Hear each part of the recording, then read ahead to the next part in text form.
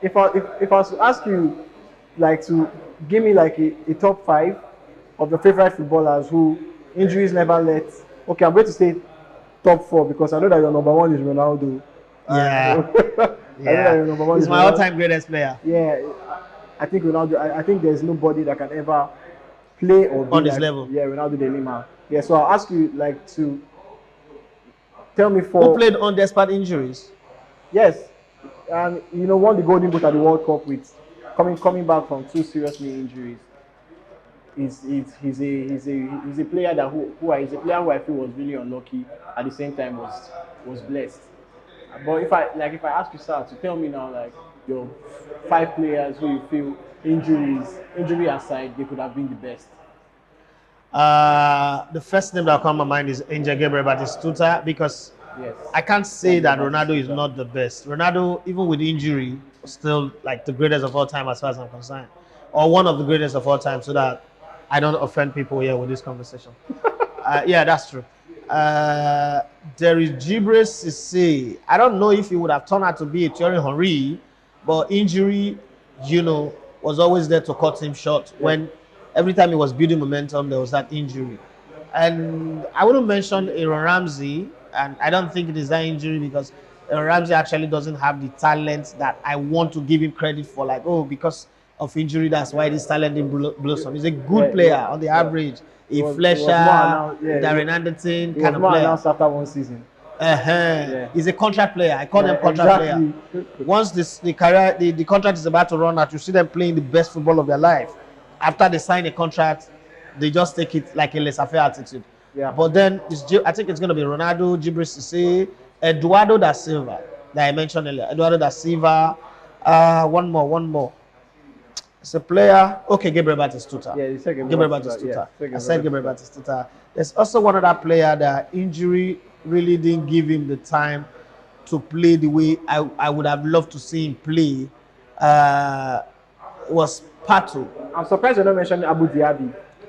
Oh, I'm surprised damn. you're not mentioning Abu Yeah, Dhabi. I should be mentioning Abu Dhabi because Abu Dhabi for me was the new Patrick Vieira Yes. with a lot more flair, Yes. with more ability to dribble, even though he doesn't have the power and the strength of Patrick Vieira. He could keep the ball away from the opposition so well. I think if Abu Dhabi was in that Manchester City team that lost to Real Madrid, they would have won the game. Yes. Because he will conceal the ball, wrap it up in his own envelope, and make it almost impossible for you to retrieve from him. And if you do, you will foul him. That's another player that injury didn't allow to progress. Now the names coming to my mind as you were mentioning these names, I remember Owen Hargreaves.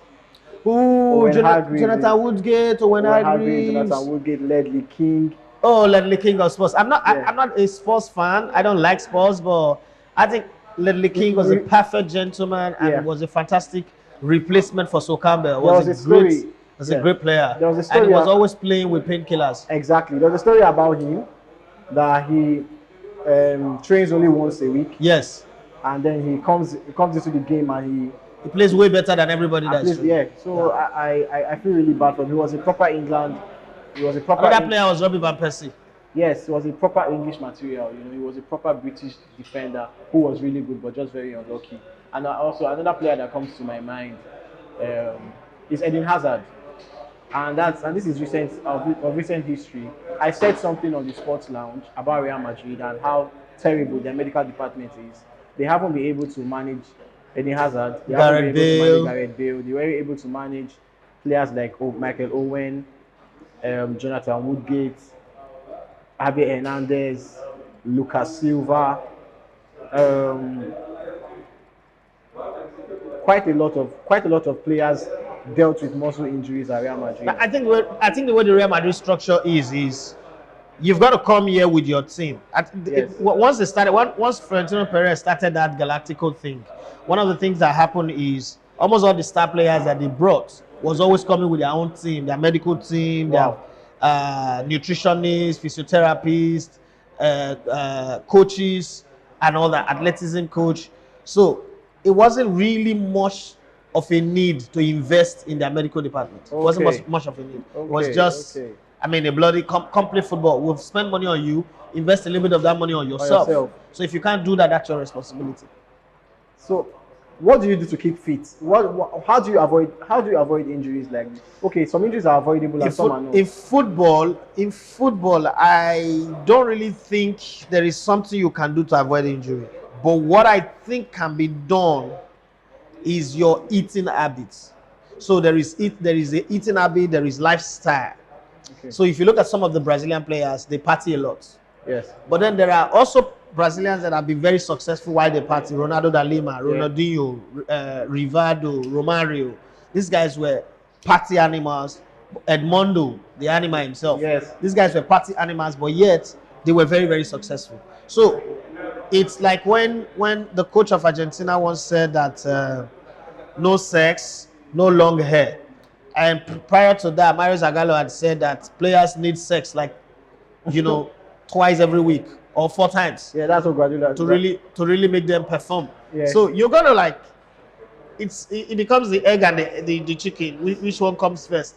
But I think that if you learn how to take care of yourself very well, injuries will still come. Football is a contact sport, so injuries will come, but you need to do the maximum. And then some injuries are genetical. Some injuries are a product of where you grew up. So let me use Norwegian players, for instance. We're talking about players from Norway that are very athletic, and you can understand these guys are nomadic from when they were small. Yeah. Running after mountain goats, running after sheep and all that. Yeah. So if you look at them, they eat a lot of meat. Yeah. Red meat, a lot of red meat growing up. Roasted mountain goat, roasted beef, roasted deer and all that. Now that forms a stronger muscle on you. If you're going to play a short space, low center of gravity, Bernardo Silva kind of football, it might work for you even though your movement will be short. But if you want to be that kind of player that would be trusted with the run very fast. So look at historically, Erling Haaland, 18 injuries in 2 years. Yes. John Carew. Muscular injuries. Yeah, all muscular injury. John Carew, ankle and muscular injury. Yeah. What's the other guy? Torre and Flo. Torre and Flo. Always muscular injury. Yeah. The Peter Crash of Norway. And then you look at a few other players from that region. So you have to learn how to take care of yourself. I think that players from Norway should practice the Ibrahimovism. Let me use that word now. They should learn a lot of martial arts, self-control, and then shouldn't run 45 meters. Maybe 25 meters, 20, 30 meters better.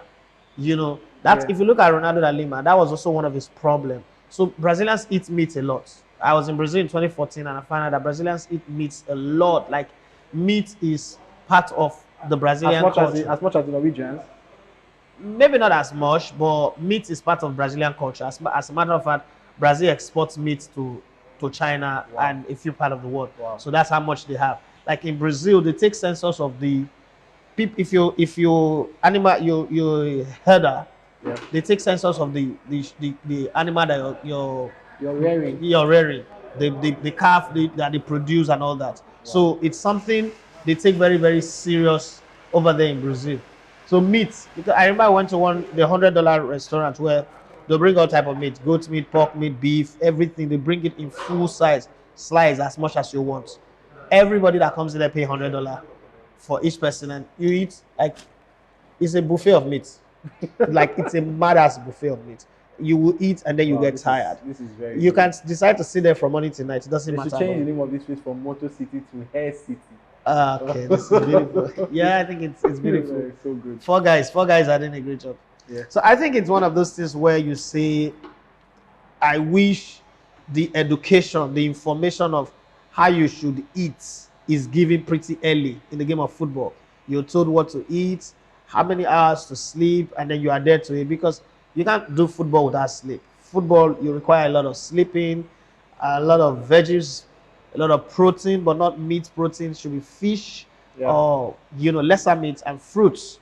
But hey, you don't know that until when you're close to retirement. And if you look at some of those players that are really taking care of themselves, manage what they eat, and you see, we now have a new generation of players that are playing into their 40s. Yeah, players like Aspilicueta. Yeah, yes. Players like Aspilicueta, players like Ibrahim. We've already mentioned Ibrahimovic, Aspilicueta, Gigi Buffon, Cristiano Ronaldo, maybe Lionel Messi, Some of these players that are over 35 and still and at still the top performing. level. Yeah. They are not peering down to the US. They are not retiring. They are still really active. You are listening to Elegbete TV Radio.